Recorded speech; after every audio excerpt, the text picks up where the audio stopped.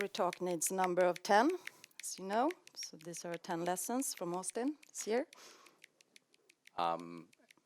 So good to see you all here.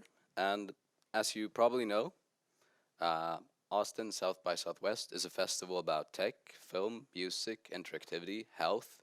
And health feels particularly ironic today since you can probably hear I have a severe cold. So if I occasionally sound like I'm going through a second puberty today, that's all right. I'll just try to communicate as well as I can. But apart from being a festival about all this, it's also kind of a global celebration of standing in line. If you love standing in line, Austin is the place for you. You spend most of your time rushing through between interesting seminars, lectures, workshops, so it's a jumble of everything from futuristic tech to these really cool talks about society.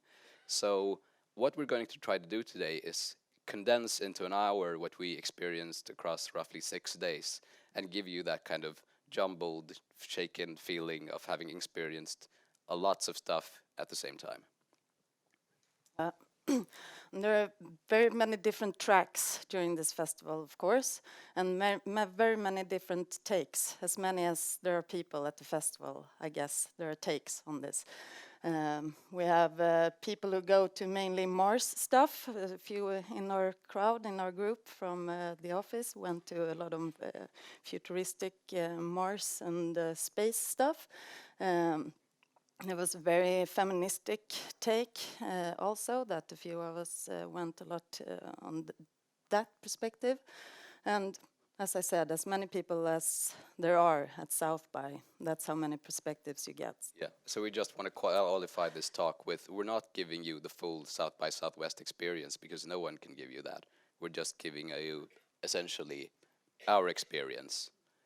For those of you who's wondering what's happening here, this is a Japanese prototype for something they call bad posture, cat back. So this is a diadem with cat ears, so when you're slouching or having a bad posture, the ears move.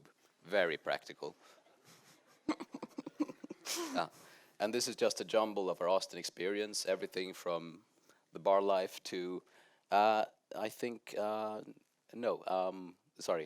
and also what's missing here is the picture of the chicken we spent the night with. That was the mascot of some local bar. It was called Sherlock. Nobody knew why. It was my third year at the festival, so I was very excited to be part of a local venue called Pete's Dueling Piano Bar, and I got to be on stage and sing Dancing Queen, since I was from Sweden. It was one of my main experiences this year.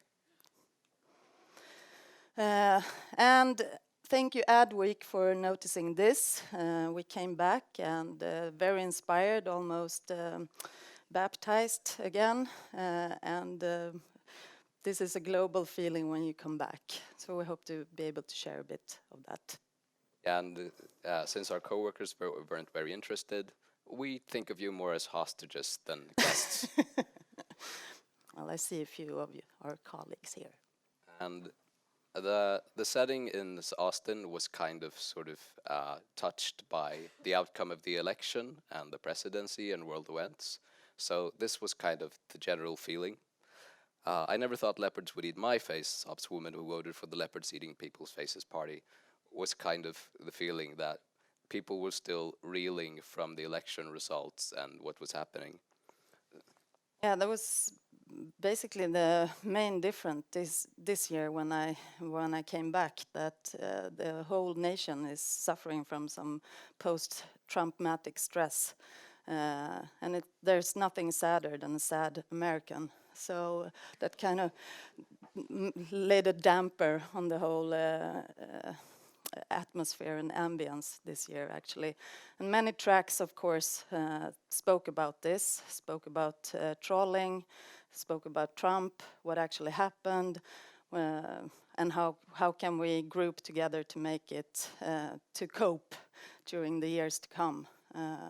I actually got to meet a real-life Trump troll on stage. Many people left this seminar. He created a senator on Twitter that tweets alternative facts, and journalists keep calling him, and he just have Shutterstock images of this person. It's not really him in different situations. And Calls himself the 12th Thir- senator, 13th. 13th senator of Alabama. There's only 12, so it's a completely fake persona. But newspapers and people from across the globe keep getting in touch with him, and he's doing all these very serious press interviews with basically trolling the world. Yeah, he has a press secretary. So. But despite that kind of putting a damper on things, it was, even though it was a bittersweet experience, it was also quite uplifting, because the cool thing that South by Southwest does so well is that kind of intersection between technology and the humanities, between sort of hard science and the more softer sort of sciences. So you could see these interesting intersections between everything from virtual reality and augmented reality, Mars exploring, 3D printers, but sort of connecting with discussions around diversity, about where society is going, how art and music shape the human experience, and the mix of these things is what makes it such a profound experience. And just to sort of map it out, we kind of saw a theme emerging in all the lectures and all the things we saw that is going to be the theme of today. The unofficial theme of South by Southwest we called Humanize It. And that is a term with many layers. It's about bringing enhanced perspectives, making people walk a mile in each other's shoes, discovering through empathy what other people are thinking, doing, and using technology to augment that. It's about enhancing the body and the mind through technology. It's about sort of making machines more human and enhancing them so that everything we see with bots and the sort of growing artificial intelligence research is slowly sort of turning technology in from something that's inhuman and industrial to something that feels more human to people. And then finally looking at how can we, through institutions and technology, affect and build a better society. And we're going to take you through all of these themes at ludicrous speed, focusing on 10 lessons. So we've drawn a bit of inspiration from Tesla here. So things are going to blip by very fast. So if there's something you're wondering about at the end, just ask and we'll tell you a bit more in detail about that. And we'll start with enhanced perspectives. One of the key themes for the entire festival is empathy, helping people walk in each other's shoes. This is an invention called Stacka, and it's a stuttering simulator. It's a collar you put around your neck so that it gives you these low energy electrical impulses, so you're actually made to experience how it is to stutter. And there were all these kinds of sort of cool toys and cool VR experience that sort of made people not only just think about how other people have it, but actually made them experience it. And you could see this growing trend that's coming with VR for what we call engineered empathy. This was a project by Johnny Walker where they made you sort of experience drunk driving from different perspectives, from the friend who didn't protest at his friend drinking and driving to the point of view of the actual driver, but sort of putting you into sort of the small things that can lead to the wrong decision that alters your life. But there was also in the film festival parts of South by Southwest lots of sort of empathy projects. A documentary series called My Last Days, where they followed people who, for various reasons, only had 6 months to live. And it was a sort of very compelling stories where you could sort of see how it changed their perspective on what their life had been and what it should be. And also this fairly cool upcoming project called Chefs Without Borders, where they took 3 Michelin grade chefs from some of the best restaurants in the world and sent them to some of the most famine-stricken parts of the world, where they had to work along locals to grow food, feed themselves, cook, but sort of going from ultimate luxury to seeing what food means when you're sort of in a very deprived situation. One very cool sort of low-tech thing, during this seminar about empathy and these movies, they had this exercise called Let Empathy Fly, where people were asked to write the most painful struggles you experienced in your life, and what has brought them the most joy in your life. And then you folded these notes up into paper planes and sent them flying across the sort of room so that you got a peek into somebody's most innermost secrets and innermost struggles. This is more of a fun thing, but empathy even extended to vegetables, which I'm going to show you in just a second. And let's see if we can get some sound as well. Food can't talk, so issues like misleading food labels are increasing. Reliable information to buy food in relief was needed. HugMart is a market which only lines up safety food directly sent by contracted farmers. But farmers' honesty to make safe food won't easily reach out. HugMart needed to deliver it surely to consumers. Hello, I'm fresh. Talkable vegetables. It's a machine which delivers farmers' honesty directly and personally. We recorded farmer's voice in advance. The touch of the vegetable triggers the electric reaction and the vegetable talks. Besides, we adopted directional loudspeaker that brings the voice directly to our ears. By touching it, vegetable starts to talk, and you could know farmer's passion and more. 僕は桃太郎ゴールドです。そんなになでなでされたらくすぐったいよ。剥いて中を見てください。色白美人なトウモロコシができました。やっぱり作り手に似てるんだな。揚げたてのポテトめっちゃ美味しいよ。マッシュポテトにして食べるのが一番美味しいです。じゃがバターにするのがおすすめです。Cabbage could also talk when you cut it. パリッとしてるのがうちのキャベツのいいところだ。Whenever you touched the vegetable, you could feel farmers' honesty and warmth of people. Talkable vegetables was widely cited in the media, and the voice of vegetables reached not only to the customers in stores, but to many people throughout the world. At South by Southwest, it was picked up as a remarkable work you can't miss. By the reliable sales stock of vegetables, sales increased 250%. Using vegetable as a new media, Talkable Vegetables could deliver farmers' honesty directly to the consumers. It goes on for longer, but the cool thing was that you could also, apart from sort of like the weirdness of the idea, they showed the prototyping process. They'd gone from the kind of low-tech thing you saw at the beginning, where they literally plugged wires into vegetables, to slowly sort of creating wireless vegetables that just talked whenever you touched them and could be bought and consumed. So how they sort of slowly evolved the tech prototype to make vegetables talk. World's most expensive tomatoes. Yep. I hope they don't do it for meat.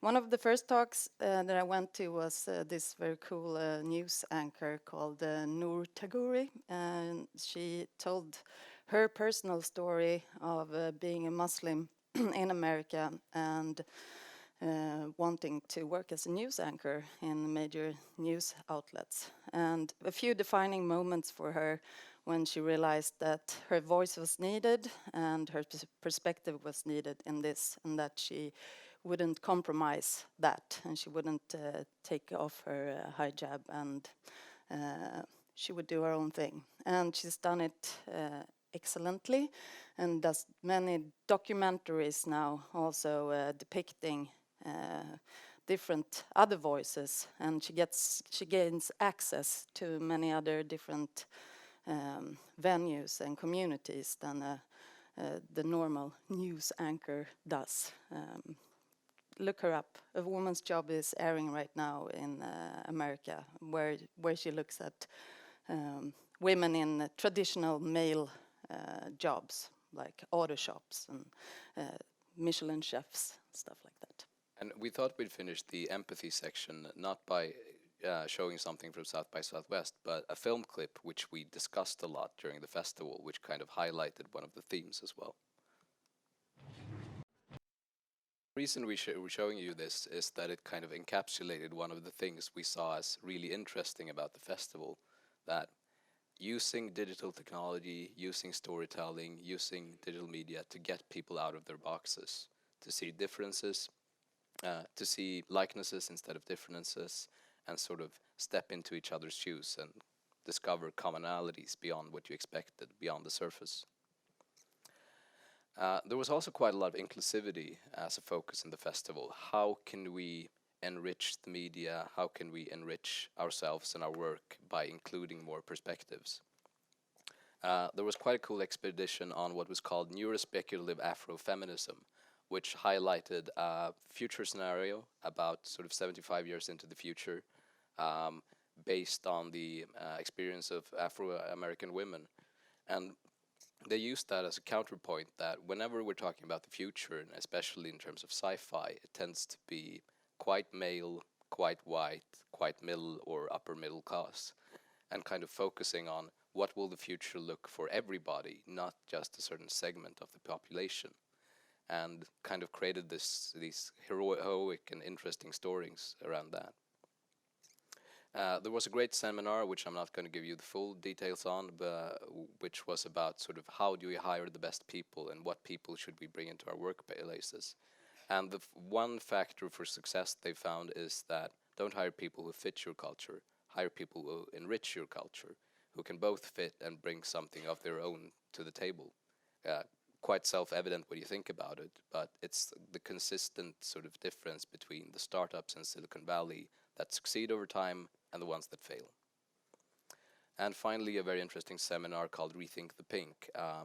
And it sounds smaller than it was. They call it gamification, design, and gender, but they used a definition of gamification is that work is a game, society is a game, and we should try to create sort of structures for rewards and bonuses that include everybody, not just the people you expect. And sort of the science behind looking at how can you make, above all, the workplace more inclusive, because it tends to be geared to what the management elite used to be, rather than the people who can be the managers of the future. And finally, in the sort of human side of the festival, there was quite a lot about vulnerability, daring to be flawed and daring to show your human sides. Quite a nice talk called "They're Going to Hate This and Think I'm Full of Shit," by an agency leader, Michael Nealing, from a firm called Occupop, which kind of started off as a story about sort of working at peak level and then ended up being a story about sort of him almost losing his life to a heart attack, because he'd been working around the clock for roughly 6 years, trying to keep ahead, trying to sort of look like a Superman to his employees, as he said it. And there were all these kind of experiences where you went in expecting people to give these sort of, well, Supermanish talks, talking about themselves as perfect and all the things they've achieved. But the really great experiences was when people dared to show themselves as vulnerable. And that was a theme through everything. Everything from the struggle with perfectionism, One Nation Under Stress, and the sort of post-election stress, and of course, the world first mindfulness meditation led by a robot. A great seminar on leading with love, sort of enabling vulnerability in the workplace. Just some sort of cool key takeouts, but one, there's no place for fear in creativity. Vulnerable leaders can make incredible leaders, and being human unifies all demographics. And it was nice to see sort of that people are growing tired of sort of pretending to be perfect. We saw it in lots of the talks about prototyping and tech, that you have to let stuff be imperfect from the start if it's going to be perfect. There was quite a cool seminar which we'll be returning to called My ISO Soup and Prototyping, where they compared the process of prototyping to fermentation as an ingrained part of Japanese culture. But there's also the kind of growing experience of we've all seen the sort of perfect social media pictures, people trying to only share the perfect moments in their lives. And there's a sort of growing counter-reaction to that we know that people can't be perfect all of the time, every time, that it starts to feel fake and it starts to grate on us. So it's much more interesting to show both your strong sides and your weak sides in life as well as work. Then we come to a theme we call Enhanced You, which is a lot about body and health. And South by Southwest has slowly grown into more of a health festival as well. Okay. Quite some interesting seminars on how the biotech industry has taken leaps based on serving the needs of war veterans, and the sort of the growing movement called inclusive design, that by making design after sort of many specific diverse needs, you're actually improving the design and finding new solutions, so that by not sort of narrowing it down to just one simplified target group, but looking at the complexity of lots of different people's different needs, you come up with better solutions. And of course also the importance of that as we live more in technology, as we live more in our smartphones and our screens, we also need to remember to be in our bodies and reclaim them. Very great seminar and great book by a woman called Jessamine Stanley, who has a book called Everybody Yoga, and sort of about how yoga can actually sort of be something for everybody, not just sort of the stereotypical person you expect to yoga, which tends to be thin, flexible, and not really in need of yoga. But as I said, sort of the future of health starts here, as a mantra said, and it actually kind of did. Joe Biden, former Vice President of the United States, gave a great speech, and how he came to lead what's called the Cancer Moonshot, an initiative to end cancer as we know it. He was thinking about entering the presidential race as an alternative to Hillary, and just before the decision was about to be made, his eldest son, Beau, was discovered to have brain cancer, and rapidly got worse and died more or less just as the time for entering the presidential election was running out. So he, when he sort of went out in the press conference and said that I'm not going to run for president, he also made an unplanned aside, which was this: I would have liked to have been the president that ended cancer as we know it. And people took him up on that and started what's called the Cancer Moonshot as a kind of follow-up to the Apollo project. Can we end cancer? And it's going very well so far. They've only been active for roughly 1.5 years, but what they've managed to do in that time is incredible. Part of what they've done is sort of enable collaboration beyond silos, not just sort of putting cancer hospitals and cancer research institutes in the US together, but also involving NASA based on their experience of what does radiation do to the human body. They've probably got the most knowledge of anybody in the world on that, based on studies on astronauts. And also the Department of Energy, which happened to be sitting on one of the US biggest supercomputers. And they created a database of all the available cancer research, so it can be freely shared among institutes and researchers, which has been accessed about 800 million times since its inception. And apart from all these sort of like leaps in getting a chance of actually slowing and stopping cancer, he was also great at sort of conveying the urgency of it. We need the urgency of now to create a real sense of the urgency around eliminating cancer and changing the culture around researching a cure. And I'll tell you why. I know you can't cure me, Doc, but can you give me just a little more time to walk down the aisle, to see the first steps of my daughter, to put my finances in order so my partner and my kids don't have to sell the house? Just a few months, just a few weeks, please. And what he highlighted was that every advance in cancer science means a few more months, a few more weeks, but a more time in human lives. So every step matters, and we need to consider this as something urgent, not something just that will inevitably be solved one day, but something that needs to be solved now. And I went to several seminars about health and tech and Internet of Things and wearable techs as well. And one of the coolest research projects was this bra that is already out, that helps you detect breast cancer in early stages. And it's going to ship very soon, and it's going to be a revolution and save very many lives. And let's hope for you men as well that you get some underpants so you can get out of that painful examination in the future. There was quite a lot of sort of prevention and health, everything from sort of integrating VR with exercising, integrating through the Internet of Things, sort of technology interfaces in clothing. This is a project by Levi's and Jacquard, where they actually turned a jacket into a touchscreen interface. So by sort of touching the sleeves, you could raise the volume, you could control your smartphone, everything sort of just folded into the jacket. And this seminar was called Telepathy Meets Medical Imaging, and it was not a talk, it was an interview, and it was in between two different seminars that I really wanted to attend, so I just slipped in there. But it turned out to be one of the most mind-blowing interviews that I went to. This is a researcher in imaging, and she told us that already now we could scan our brains down to word level.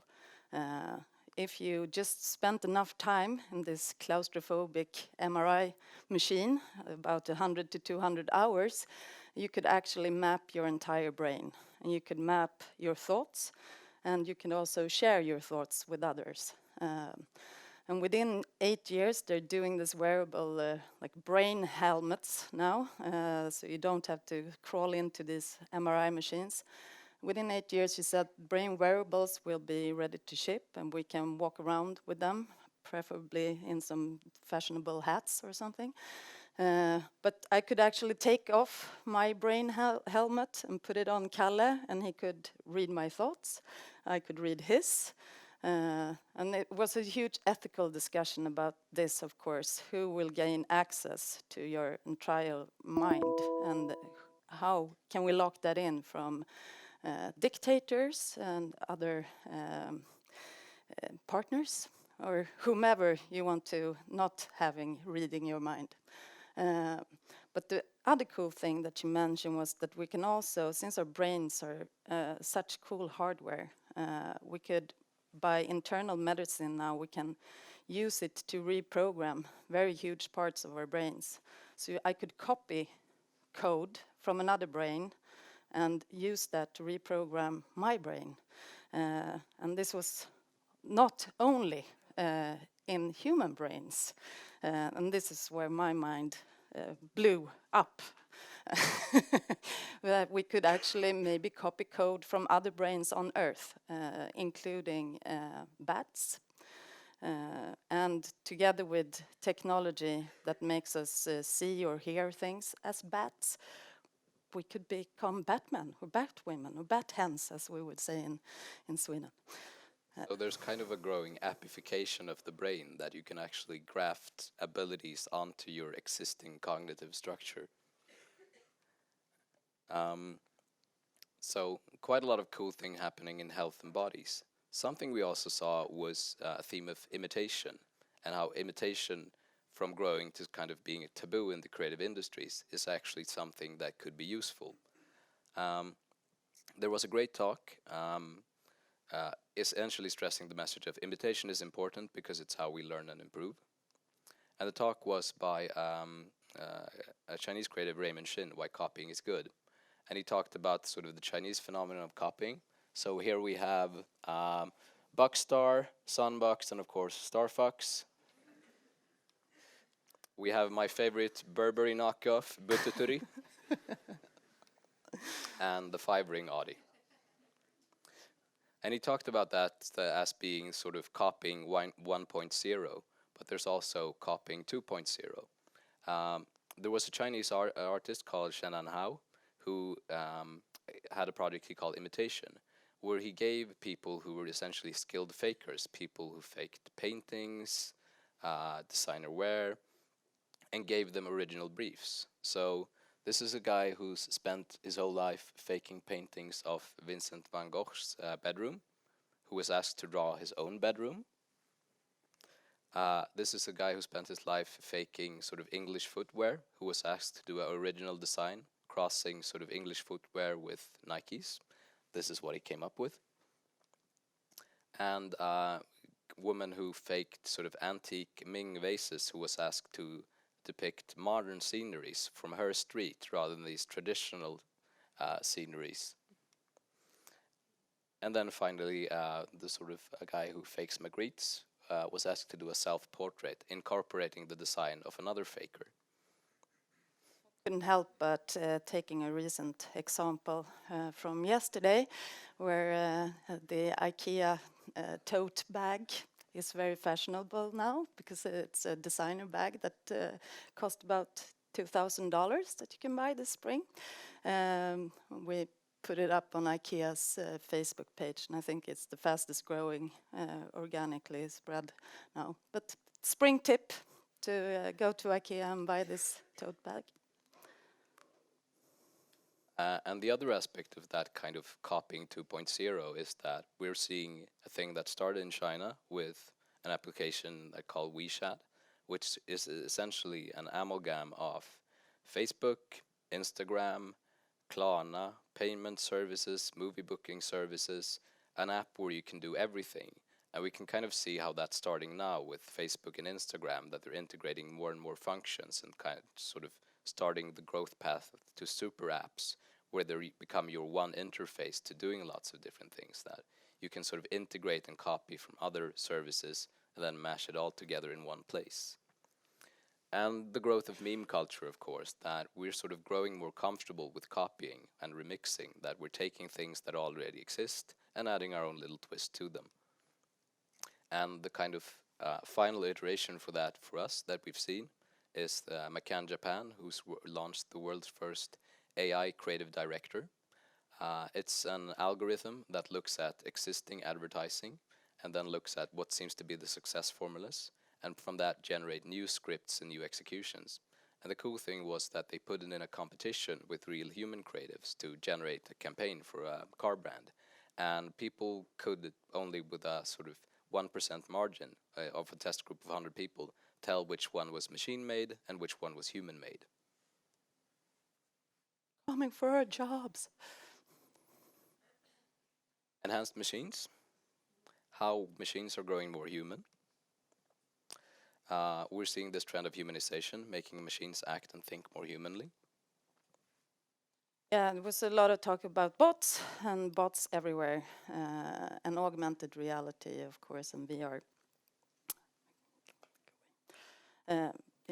And sort of it was kind of ridiculous that every other talk was titled "The Future of Emotional Machines," designing emotionally intelligent machines, when your Internet of Things know how you feel. That we're trying to sort of transcend the barrier between technology and human emotion. I spent a half day with the two very cool founders of TopBots in artificial intelligence and bot strategy and executions. And AI has come a long way, even though we shouldn't judge the bots that are out there right now because they're still in the early stages. We didn't judge the home pages that hard as we do the bots on Messenger. But AI is learning very fast, and during 2016 they made leaps,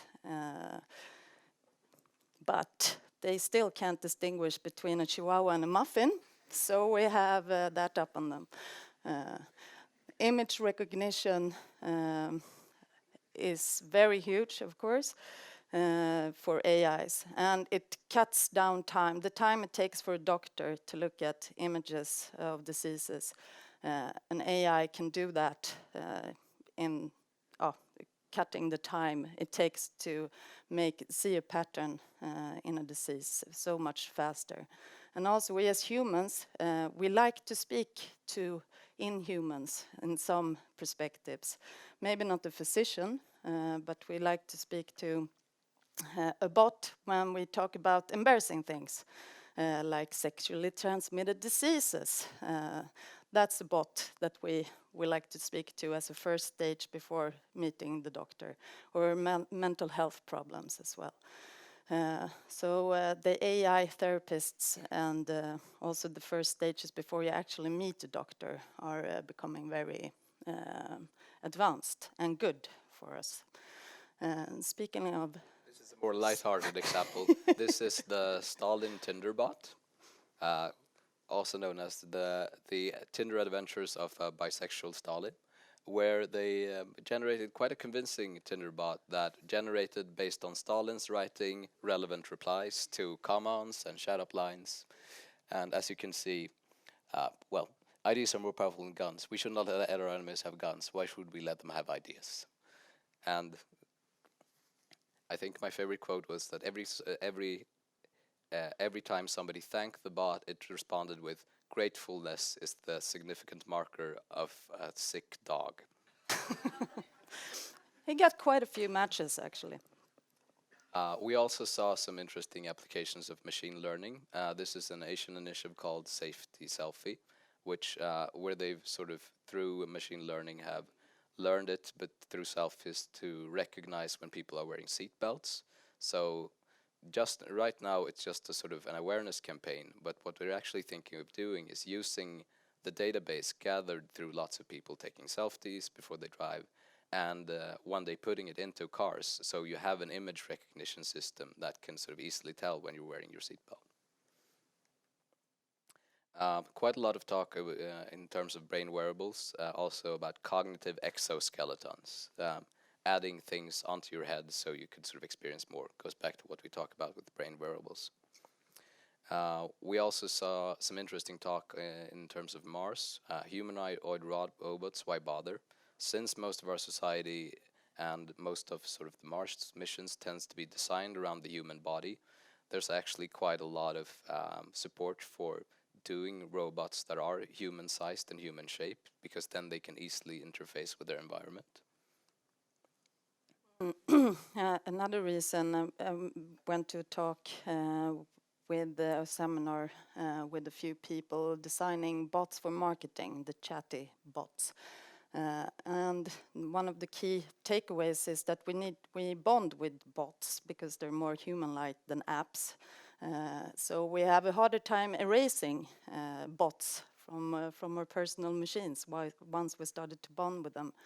And Capital One described their development of their chatbot, where they actually hired a person from Pixar to develop the characters and the emojis, the type of language, and the storytelling around this bot, so it would feel more human.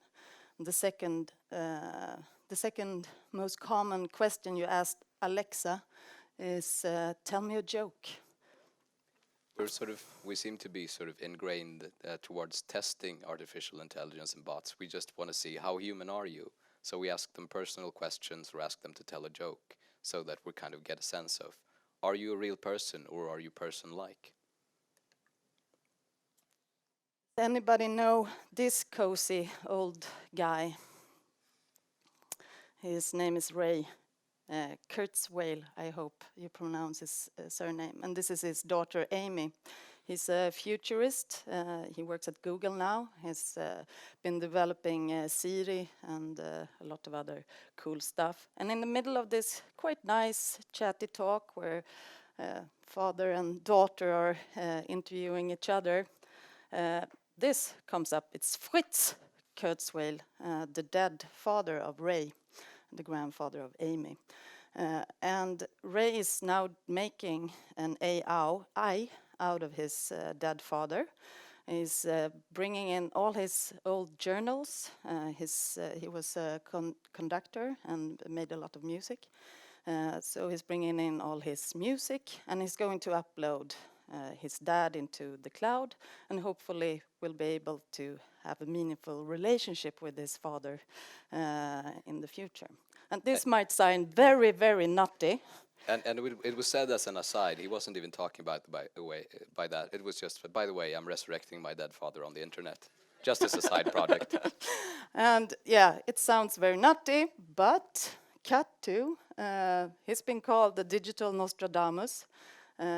He's predicted self-driving cars. He predicted voice recognition in machines. He predicted that in the future, digital products, we will read books and we will see movies and listen to music through wireless connections before the internet was very hot. And they said he's been right approximately 80% of the time so far in his predictions.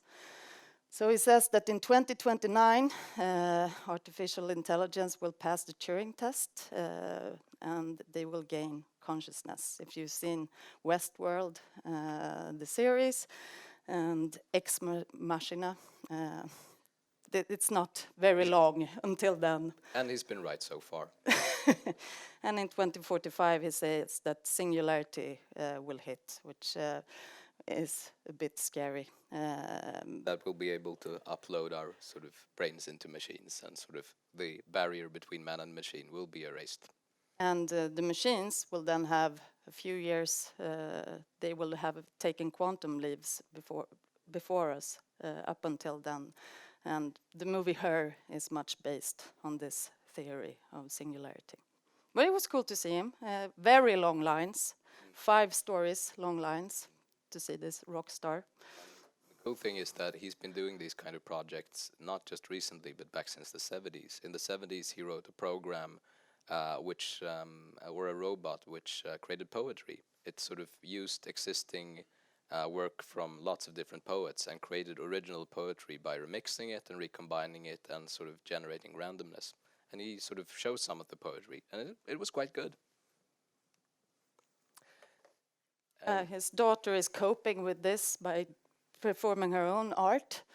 The same driving car that he predicted. It becomes a self-conscious car. Would I look better in red? And then the self-actualized car. I'm going back to school. So she's a cartoonist and an artist. Very funny.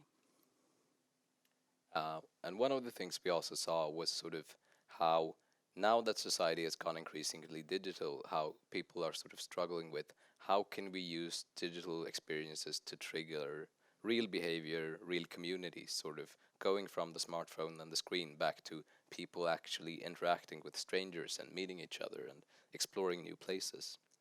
There was quite a cool interview with the founders of Imager, which is kind of like the corresponding part of Reddit. It's one of the biggest image sharing services in the US. And they talked about their mission being what we created is almost like a version of the old internet, where you met new people and discovered cool, fun things you didn't know existed, a way to break out of your own echo chamber. And they talked about quite a lot about randomness and serendipity, that the problem with how social services are currently growing is that they're reflecting back what they think we want to see from our friends and from the people we already know.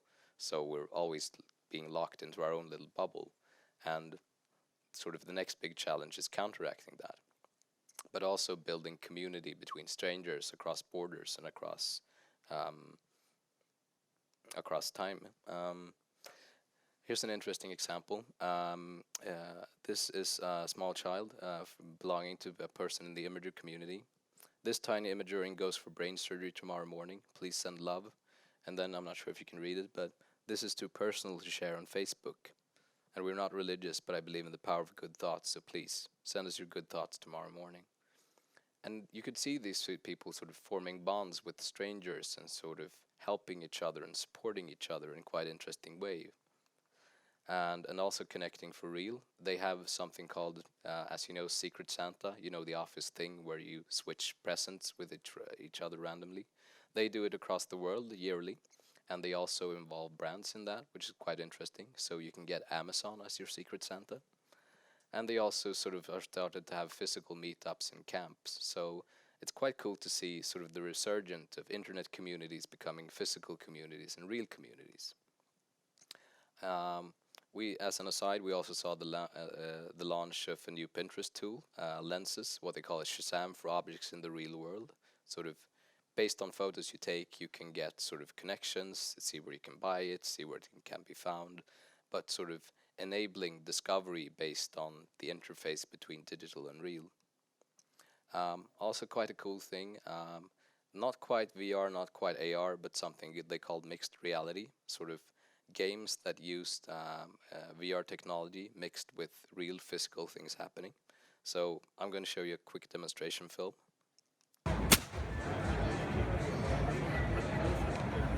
So what's happening here is that the guy with the helmet is sort of experiencing sort of what's it like to have telekinetic powers. So when he does certain gestures, he either sees real things happening, like that sort of tower of blocks exploding, but also sort of simulated things happening. So they're kind of using a mix between the game world and physical events. Lots of sort of digital reinventions of low-tech things. This is kind of like a walkie-talkie earbud connected to your smartphone, so that when you snowboard or skate or do things in a community, you can kind of stay connected across and sort of give each other sort of the live experience. And also sort of integrating new experiences into digital everyday. This is like a small color tab that helps you learn new languages. So it sort of gives you input and pronunciation, cues you to occasionally practice, but it kind of connects to your smartphone and is a wearable for learning new languages. And the final thing we saw was also, there was quite a lot of seminars on food porn and why the phenomenon has grown so strong. They can especially see it in the US, where sort of people who haven't quite got the money to afford a place to live are still queuing up for these sort of restaurants or sort of quite into the foodie community. And they kind of see it as an escape and a sort of rebellion against the sort of growing digitalization and commoditization of the world, that a physical experience is something that is unique and sort of gains larger value, but that you can share it digitally, but only you get to experience it. And one of the cool things that's grown out of that observation is a museum called the Museum of Food and Drink, where they mix exhibits that you can actually eat with demonstrations of how food has traditionally been made in different cultures. So it's kind of like a restaurant mixed with a museum. And our final point, enhanced society. And for us as marketers, this was fairly interesting. Quite a lot of focus on don't advertise, solve problems. And as I mentioned before, the people who did that tomato thing we mentioned in the morning is a Japanese collective called Hakuhudo Studios. And they talked about sort of prototyping being quite melded quite well with Japanese culture, because they have a long history of fermentation, of letting things mature over time. And they sort of bring that sort of food mindset into the tech mindset. And they showed some sort of cool, small and big projects they've done. Everything from one of the world's snowiest towns is up in Hakone in northern Japan. So what they did is that they've implemented gamification of shoveling snow for young people, helping them sort of clean the snow off old people's lawns and paths, so that you gain different awards just by connecting this little Internet of Things device onto shovels. A cool thing they did was also, after the Fukushima incident, there's been quite a scare around the fish in northern Japan. People aren't sort of hesitant to eat it. So what they did is that they created a moving restaurant which mixed sort of eating with a digital experience, so that for each fish you touched or sort of ate, you gained a sort of projected story of its life from beginning to end, and how it had been sort of controlled and measured for radiation, but sort of as an eating experience rather than just a sort of public service campaign. And then this little thing, which is a modular babysitter. It's a button you can install on toy animals, where you can chat with your child even as you're leaving the room. You can have it sort of record pre-recorded messages or phrases that you want your child to learn, but it's kind of a mix between a toy and a babysitter, and can just be modularly implemented on any favorite toy of your child. Because in Japan, there's an issue of sort of spending more time with your child, even while you're traveling. So it's like a sort of meld between a smartphone and a babysitter. And finally, discovery. Give people new frontiers to explore. Quite a lot of focus on Mars exploration. Buzz Aldrin said during his interview session, we explore or we expire, that's about it. And it's cool to see how sort of Mars exploration, how sort of well visited those seminars were. It's kind of like people seem to be going around with a sense of what's next, what's our next frontier. Also a really cool seminar on making laws on Mars, sort of what legal system should apply in space. And the thing about that is it also triggers discussions of how arbitrary laws are and why do we have the laws we have today on Earth or at sea or between nations? Because once you try to apply them in space where geographical boundaries no longer apply, you really need to think about what's the sort of basis for law and how should they work in a sort of non-traditional geographic context. But sort of simultaneously with this was the launch of some big new games. This is Zelda, Breath of the Wind, and this is Horizon Zero Dawn, I think. It's kind of interesting to see that we have as humans a longing for exploration, for discovering things, for learning things, and we're partly looking for new real frontiers, but when we're not getting it in our daily lives, we seem to be getting it through more and more immersive and exploratory games, as testified by lots of people running around in Austin looking for unique American Pokemons. So keep exploring seemed to be one of the sort of final themes. And just to sum up, missed that slide. Corey Richards is a National Geographic photographer, and he held a very good keynote about his life story, basically. He Snapchatted his way up the Everest without oxygen, and it was as you do. And face swapping along the way, which is how it actually feels like at a high altitude. And he's using the genre of Snapchat very well, and then at the other end taking these amazing photographs. But his tale, he reached huge success, of course, doing this, and very handsome, very funny storyteller.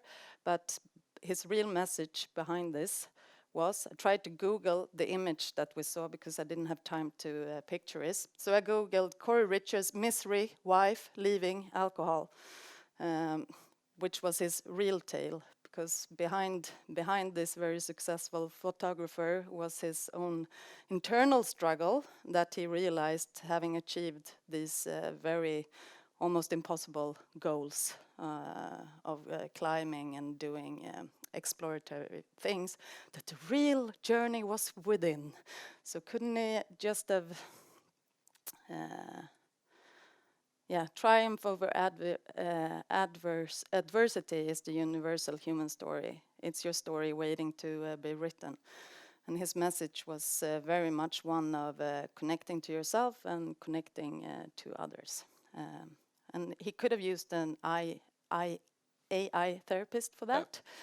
Yeah. The weird thing was that he not only had he sort of photo documented the journey towards leaving his wife, he had an actual picture of the moment he left his wife crying on the floor, I think. Yes. Sort of embedded between all these sort of amazing nature photographies. So everybody kind of felt, are you doing okay? It wasn't on Google, unfortunately. And it was just funny that we've come so long in 2017 that there was actually a panel debate about, can I trust my AI therapist now? It's not, am I using it or is it here to stay? It's, can I trust it? And the final thing we saw, which is kind of a summary of everything, is that the trend and lesson of doing good. It was summarized interestingly as, don't talk to consumers, talk to citizens. Consumers are only focused, is kind of a limiting frame. You only focus on people in terms of what they buy and what they consume. But if you focus on them as citizens, they have wider concerns and are much more diverse and interesting. Good is the New Cool, Market Like You Give a Damn, was a book that premiered in the festival. Quite some interesting lessons there. I heartily recommend it. Some fairly basic things, but are important. Know your purpose, find your allies, think citizens, not consumers, lead with the cool, don't advertise, solve problems, people are the new media, back up the promise with proof. What seems to be sort of the emerging rules of new marketing. And it was also kind of interesting that as the sort of festival at Austin was going on, there were all techie people and marketing people and journalists all over from the world flying in and having this amazing experience. And side by side with that, you could also see the growing number of homeless people in Austin. So it was also kind of a side by side reminder that if we want to talk about how technology and marketing and all these sort of emerging things can help people, we also have to look closer to home and see what's next to us in the community. So what we kind of came away with is that one part of our brief for the future when we work in marketing is that aligning marketing with the global sustainable development goals, basic things like no poverty, zero hunger, good health and well-being, quality education, gender equality, that if we want to communicate to people as citizens, we have to sort of meld our ideas with these basic but very important overall goals for society and the global community. And also as a reminder, doing good doesn't necessarily make the work great. We saw some examples of things that were cool and some that weren't. This rather random thing, Heinz selfie for good, take a selfie and Heinz donates, doesn't quite qualify as doing good for real in my book. But we came away sort of strengthened in our conviction that what we should do as marketers and also as members of society is create good, make a difference for our customers, each other, and the planet through creative communication that creates long-term value. That's our takeout.